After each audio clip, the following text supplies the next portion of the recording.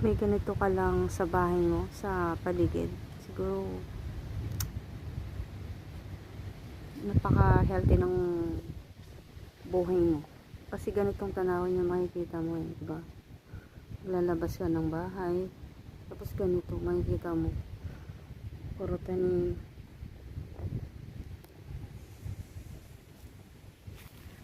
Kita mo yung mga ibang klase ng tanim. I think this is a pine tree. This is a pine tree. Kung nilalagay sa pag nag-graduation o ano, pine tree. Balik na yung pine tree.